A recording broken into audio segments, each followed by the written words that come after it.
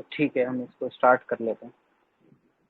तो बेसिकली आप हम पॉलिटी स्टार्ट करते हैं, है ना। पॉलिटी जो हम लक्ष्मीकांत, सबको पता है कि लक्ष्मीकांत वगैरह हमको करनी होती है एनसीईआरटी वगैरह बेसिक्स क्लियर करने के बाद, क्योंकि एक वही रेफरेंस बुक है जो कि हमको मतलब पढ़ने के लिए काफ़ी ज़रूरत है उसकी, इफ़ अगर हमें मेंस और प्रीलिम्स वगैरह ये सारी चीज़ें क्रैक करनी होती हैं। और आई होप आप लोगों ने वो कर भी रखी होंगी, बट एज अ रिविज़न और कुछ नई चीज़ें इफ़ अगर मैं ऐड ऑन कर पाया तो आई थिंक वो मेरे लिए भी हेल्पफुल होंगी और आप लोगों के लिए भी थोड़ी हेल्पफुल ही होंगी, है ना। तो बेसिकली इसको स्टार्ट करते हैं कि पहला क्या आता है। मैं लक्ष्मीकांत के ही चैप्टर से स्टार्ट करूंगा और प्लस कोशिश करूंगा कि इसको पूरी ही खत्म कर पाऊँ जब तक भी होती है ना। तो आज फर्स्ट चैप्टर जैसे कि हम स्टार्ट करते हैं, कौन सा, हिस्टोरिकल बैकग्राउंड है।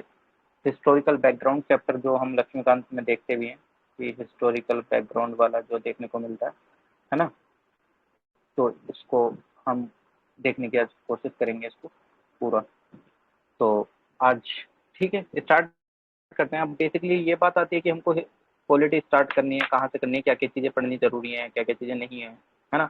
तो थोड़ा बैकग्राउंड भी पढ़ना थोड़ा सा ज़रूरी रह जाता है कि बेसिकली हमको ये तो पता चले कि कॉन्स्टिट्यूशन मतलब बना, उससे पहले क्या क्या चीज़ें ऐसी हुई, क्या उससे पहले कुछ चीज़ें ऐसी चलती थी कि नहीं चलती थी, जो ब्रिटिशर्स को रेगुलेट करते थे कि नहीं करते थे, ये डायरेक्टली वहाँ से कंपनी आई और उसने हमारे ऊपर रूल कर लिया, है ना। ऐसा तो बेसिकली नहीं, कुछ ना कुछ पहले से भी एक्ट चल, जिनको हम चार्टर एक्ट नाम से जानते हैं, है ना। कि चार्टर एक्ट या रेगुलेटिंग एक्ट, चार्टर हो गया आपका, है ना। ये इन सब नामों से हम उनको काफी अच्छे से जानते हैं। चार्टर एक्ट 1793, 1813, चार्टर एक्ट 1833, 1853, 1853 के बाद चार्टर एक्ट नहीं आया, है ना। उसके बाद इंडियन काउंसिल एक्ट वगैरह आने लगे, तो वो सारी चीजें हम देखते हैं, एक पूरे प्रोसीजर में चलते हैं, है ना। तो आपको बेसिकली जैसे पता होगा कि सबसे पहले ब्रिटिशर्स जो आए वो हमारे यहाँ कब आए थे, 1600 एडी में आए थे, है ना। 1600 एडी के अंदर उन्होंने एंटर करा यहाँ पे, कहाँ, इंडिया में।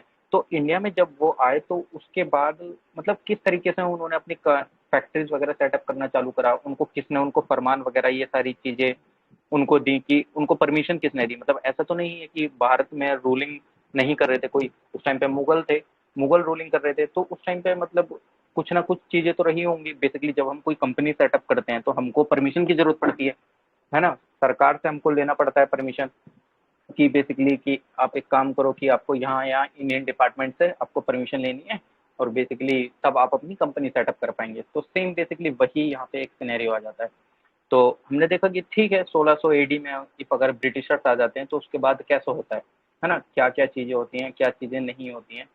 तो उसके बाद क्या होता है जब ब्रिटिशर्स आ जाते हैं तो ईस्ट इंडिया कंपनी जो थी ना, ईस्ट इंडिया कंपनी जिस टाइम पे भारत आती है ना। भारत बेसिकली क्या होती है कि जिस टाइम पे वो भारत आती है तो उनको एक रॉयल चार्टर एक्ट बेसिकली कौन देता है, क्वीन एलिजाबेथ जो थी उस टाइम पे, क्वीन एलिजाबेथ फर्स्ट थी।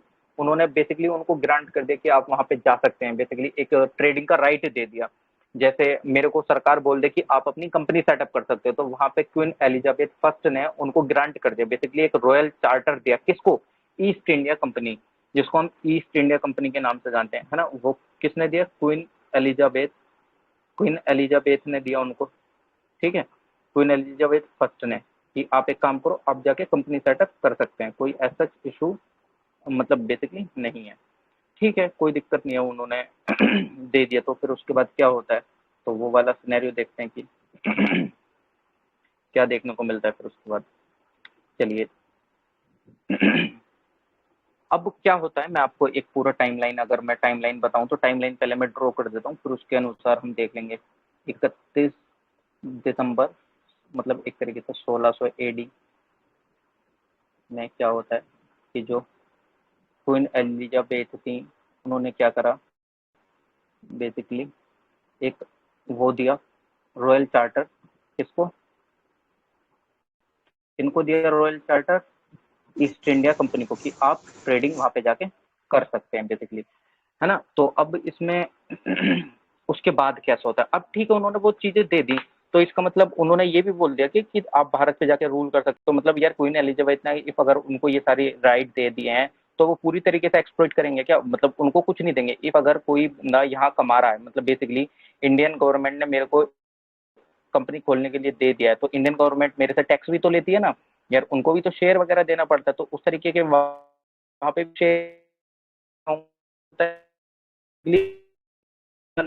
अपनी इंफॉर्मेशन नहीं देते हैं। बेसिकली मान लो कि मैं सरकार को पूरी तरीके से इंफॉर्मेशन नहीं देता हूँ, है ना, कि मेरे पास इतनी कमाई हो रही है, मेरे पास इतनी कमाई नहीं हो रही है, मतलब बेसिकली मेरे को कमाई हो रही है 1200 करोड़ की, बट मैं दिखा रहा हूँ सिर्फ 1000 करोड़ रुपए, 200 करोड़ का मैं घोटाला कर देता हूँ। अब 200 करोड़ का घोटाला करा तो यार उसको वो कैसे पता चलेगा? मुझे पता है यार कोई ऐसा एक्ट वगैरह नहीं है जो इसको पता चल जाए, है ना।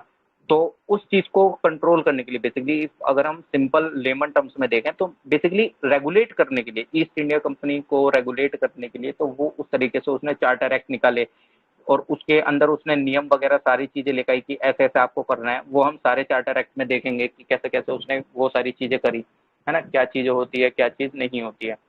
अब उससे पहले मैं आपको एक चीज बता दूं, डायरेक्ट रेगुलेटिंग एक्ट 1773 पे आने से पहले क्या होता है, उससे पहले एक चीज थोड़ा सा जाननी जरूरी है। एक होता है हमारा बोर्ड ऑफ डायरेक्टर, BOD के नाम से जिसको जानते हैं हम, है ना, बोर्ड ऑफ डायरेक्टर। एक होता है हमारा कोर्ट ऑफ डायरेक्टर, COD के नाम से जिसको हम जानते हैं। ये चीज थोड़ा सा जरूरी भी हो जाता है, नहीं मतलब थोड़ा सा इसमें दिक्कत हो जाती है। ये बोर्ड होते हैं, मैं आपको बताऊंगा अभी जिस टाइम पे हम 1773 पढ़ेंगे, बट उससे पहले मैं दो टर्म्स बता देता हूँ। अभी हम इनको देखेंगे वैसे क्या होता है क्या चीज नहीं होता है।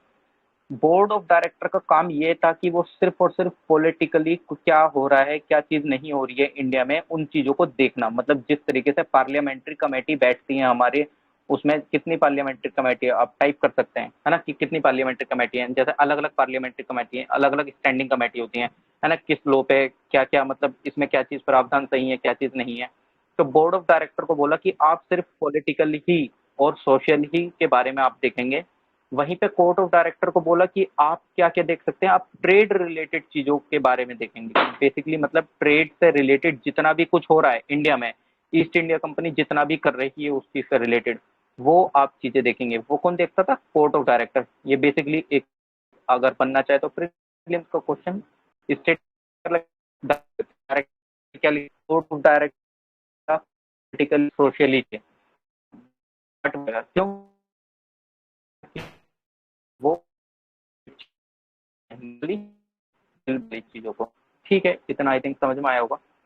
अब थोड़ा सा आगे बढ़ने की कोशिश करते हैं कि, कि तो आपका होगा कि 1764 में बैटल ऑफ बक्सर होता है।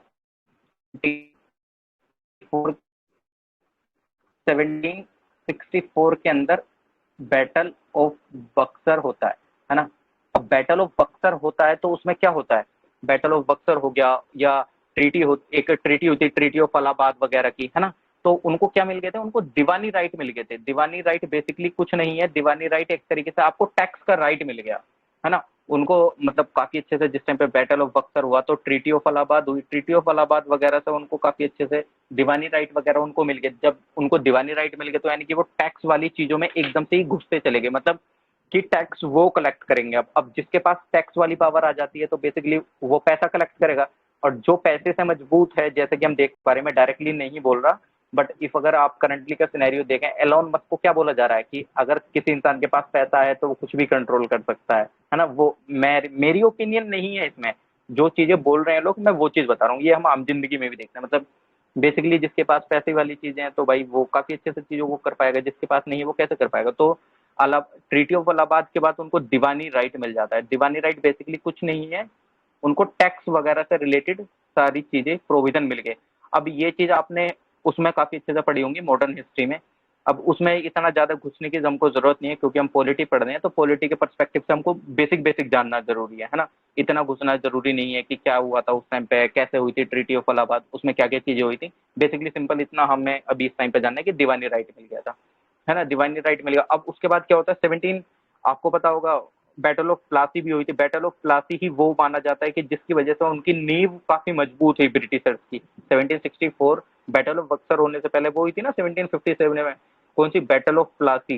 जिस टाइम पे बैटल ऑफ प्लासी हुई तो उस टाइम पे काफी अच्छे से वो अपना कंट्रोल कर पा रहे थे, मतलब एक तरीके से वो काफी अच्छे से पावर में आने लगे थे, है ना। तो ये सारी चीजें उनके फेवर में काम करी, है ना। बैटल ऑफ प्लासी वगैरह हो गई या बैटल ऑफ बक्सर हो गया, ट्रीटी ऑफ अलाहाबाद हुई वहां पे, तो वो काफी अच्छे से अपना एक बेस जमा पाए, है ना। जब तक किसी का बेस मजबूत नहीं होगा तो वो कैसे आगे बढ़ पाएगा, तो उनका बेस वहां से धीरे धीरे मजबूत होने लगा था बेसिकली, है ना। ये चीजें हम काफी अच्छे से देखते हैं। अब क्या होता है मतलब अभी ये सारी चीजें तो चलो ठीक है, 1757 वगैरह तक ये सारी चीजें काफी अच्छे से हो गई। अब 17 मतलब रेगुलेटिंग एक्ट से पहले, रेगुलेटिंग एक्ट हमारा 17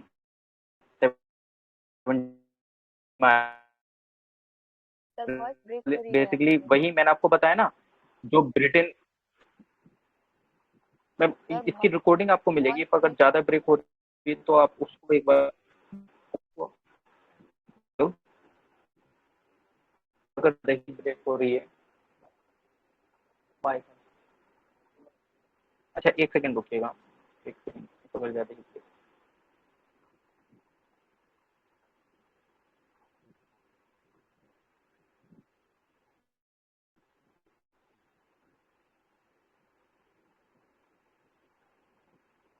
हेलो, हाँ, तो मैं ये बोल रहा था 1773 में वो एक्ट आता है ना।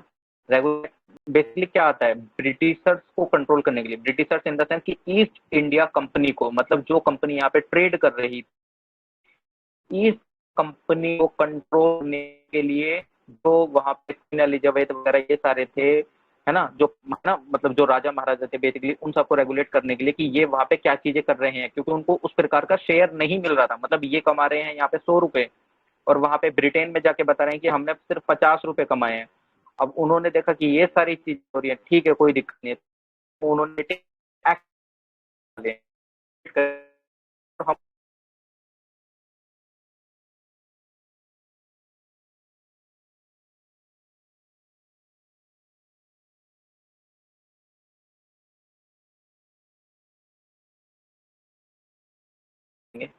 है ना। तो 1758 में जैसे को आपको पता है कि गवर्नर ऑफ बंगाल बन गया था, है ना। इतना थोड़ा बहुत हिस्ट्री का थोड़ा सा पार्ट समझ में आया होगा, है ना, जहां तक मैंने समझाने की कोशिश करी। 1758 में गवर्नर ऑफ बंगाल बनना था। अब रेगुलेटिंग एक्ट के आने से क्या क्या चीजें बदली, क्या क्या चीजें हुई हैं, वो अब हम देखेंगे कि क्या क्या चीजें आई और उनके आने से क्या इफेक्ट पड़ा। तो हम स्टार्ट करते हैं रेगुलेटिंग एक्ट 1773। उस एक्ट के बारे में जानते हैं कि उस एक्ट ने किस तरीके से ईस्ट इंडिया कंपनी को बेसिकली रेगुलेट करा, क्या हुआ, कैसे क्या चीज चली, क्या चीज नहीं चली। तो मैं डायरेक्टली सिंपल RA लिख देता हूँ, रेगुलेटिंग एक्ट 1773। इसके हम थोड़े से फीचर देखेंगे कि इसमें क्या क्या चीजें आई थी, क्या क्या प्रावधान इसमें बेसिकली डिसाइड करे गए थे, क्या क्या नहीं थे, है ना। चलिए तो फिर हम इसमें अब एंटर होते हैं हमारे रेगुलेटिंग एक्ट में, कि इसके आने से क्या हुआ, है ना, क्या नहीं हुआ, क्या चीजें सुधरी, क्या चीजें नहीं सुधरी, है ना। उससे पहले मैं आपको एक चीज बता दूं, एक और चीज, ये थोड़ा सा डिटेल बेसिकली, उससे पहले भी रेगुलेटिंग एक्ट 1773 को स्टार्ट करने से पहले, कि चलो ठीक है, इनको ये सारी चीजें उनको पता चल रही थी कि यार ये जो ब्रिटिशर, मतलब जो ईस्ट इंडिया कंपनी है, वो ब्रिटेन में जाके कम पैसे बताती है, 100 रुपए कमा रही थी और 50 रुपए बता रही है, हाइपोथेटिकली मैं आपको बता रहा हूँ। अब 100 रुपए कमा रही है, 50 रुपए बता रही है, ये चीजें किसने बताई उनको वहां पे, एक लॉर्ड नॉर्थ कमेटी थी। उस लॉर्ड नॉर्थ कमेटी ने वहां पे एक तरीके से कंप्लेन करी, या जो भी एक तरीके से उन्होंने वहां पे बताया, है ना। मतलब बताया इन द सेंस कि एक लॉर्ड नॉर्थ कमेटी बैठी वहां पे, उन्होंने इन्वेस्टिगेशन करी एक तरीके से कि क्या इनके ऊपर जो चार्जेस लग रहे हैं, जो हमारे सामने आ रही हैं कि ये करप्शन कर रहे हैं इन सब चीजों में, कि ये कितना कमा रहे हैं और हमको गलत बता रहे हैं, तो उस चीज से रिलेटेड एक कमेटी बैठी थी, लॉर्ड नॉर्थ कमेटी। उन्होंने इसके ऊपर इन्वेस्टिगेशन करी थी, है ना। ये ध्यान रखिएगा कि अगर कभी आ जाता है या आ भी जाता है तो बेसिकली आपको ध्यान में रहेगा कि क्या है ये। लॉर्ड नॉर्थ कमेटी सिर्फ जो उनके खिलाफ कंप्लेन मिल रही थी उनके इन्वेस्टिगेशन के लिए बैठी थी, है ना। तो वही देख लेते हैं, रेगुलेटिंग 17 की क्या कैसा पता कि गवर्नर ऑफ बंगाल की पोजीशन क्रिएट करी गई थी 1758 में। मैं इसको डायरेक्टली शॉर्ट फॉर्म में लिखूंगा, गवर्नर ऑफ बंगाल की जो पोस्ट क्रिएट करी गई थी 1758 में, उसको बदल के क्या कर दिया गया था, governor general of Bengal. Governor general of Bengal, governor general. अब आप बोलेंगे कि यार ये चीज क्या हो गई, मतलब गवर्नर जनरल ऑफ बंगाल, ठीक है गवर्नर जनरल ऑफ बंगाल कर दिया, अब इससे क्या इफेक्ट पड़ रहा है ना। अब इसमें क्या हो गया कि जैसे ही ये चेंज करी तो यार देखो, इफ अगर आप वाइस प्रेसिडेंट है, सीधे वाइस प्रेसिडेंट था, अगर आपको प्रेसिडेंट बनाया जाएगा तो यार पावर में डिफरेंस आएगा, ऑब्वियसली बात है, आपके एम्बिट में भी डिफरेंस आएगा। जैसे पहले डेप्यूटी प्राइम मिनिस्टर चलता था, या अभी आप देखें सीएम होता है, चीफ मिनिस्टर होता है, उससे पहले अभी कुछ स्टेट्स में जैसे डेप्यूटी सीएम होते हैं, जैसे उत्तर प्रदेश में है ना डेप्यूटी सीएम का, डेप्यूटी सीएम होते हैं, दिल्ली में है मनोज सिसोदिया डेप्यूटी सीएम है। अब यार डेप्यूटी सीएम क्या उस लेवल का काम करेगा जो सीएम करता है, मतलब सीएम के ही नाम पे सारी चीजें होती हैं। जैसे इंडिया में प्राइम मिनिस्टर अगर कुछ चीजें हो रही हैं, कुछ भी A to Z चीजें हो रही हैं, वो हमारे प्रेसिडेंट के नाम पे होती हैं। तो थोड़ा सा एम्बिट तो बढ़ जाता है ना, पावर्स का डिफरेंस आ जाता है, आपके एक एरिया का डिफरेंस आ जाता है, जो चीज आपके अंडर में आनी थी। मतलब बेसिकली प्रेसिडेंट क्या होता है, बेसिकली जो आपका जो ये नेवल कमांड होती हैं उनका भी हेड होता है, मतलब नेवल कमांड होगी, आर्मी होगी, एयरफोर्स होगी, उनका भी हेड होता है। और वाइस प्रेसिडेंट नहीं होता है, बेसिकली वाइस प्रेसिडेंट है ना। तो बेसिकली यार आपकी पावर्स में भी डिफरेंस आता है, तो यहाँ पे भी क्या हुआ था, पावर्स में डिफरेंस आ गया था जैसे ही गवर्नर जनरल को मतलब एक लार्ज एरिया उसके अंडर में आने लगा था। मतलब ऐसे मान लो कि पहले तो गवर्नर ऑफ बंगाल के अंदर में सिर्फ बंगाल ही था, लेकिन अब बंगाल से हटके आसपास के जितने भी एरिया थे वो भी आने लगे थे, आप इसको ऐसे देख सकते हैं, है ना। तो ये तो हमारा थोड़ा पहला फीचर हो गया, लेकिन मैं आपको नाम बता दूं, फर्स्ट गवर्नर ऑफ बंगाल बने थे हमारे रॉबर्ट क्लाइव, इसको ध्यान रखिएगा, पॉइंट छोटा है, किसी भी एग्जाम में आ सकता है ना, यूपी पीसीएस वगैरह जिनमें फैक्चुअल चीजें पूछी जाती हैं, कोई भी स्टेट का पीसीएस, है ना। रॉबर्ट क्लाइव हमारे फर्स्ट गवर्नर ऑफ बंगाल थे। और हमारे first governor general of Bengal कौन थे, वॉरेन हेस्टिंग, ये ध्यान रखने वाली चीज है ना। थोड़ा सा इसमें ध्यान रखिएगा, जहां लग गया क्या गवर्नर जनरल, क्या लग गया वहां जनरल लग गया, तो first governor general of Bengal Warren Hastings थे, लेकिन first governor of Bengal Robert Clive थे, ये चीज ध्यान रखना, है ना। कंफ्यूजन नहीं होगी, आपने पहले से पढ़ रखी होगी, बट फिर भी मैं आपको एज जैसे हम रिवीजन कर रहे हैं अभी, है ना, पूरा पॉलिटी का, और हम इसको कवर ही करेंगे लास्ट तक। तो बेसिकली ये चीज़ें आपको पता भी होंगी पहले से, बट फिर भी कोई दिक्कत नहीं, आप ध्यान रखेंगे ये सारी चीज़ें, आई होप, है ना। अब एक और क्या हुई थी कि एग्जीक्यूटिव काउंसिलर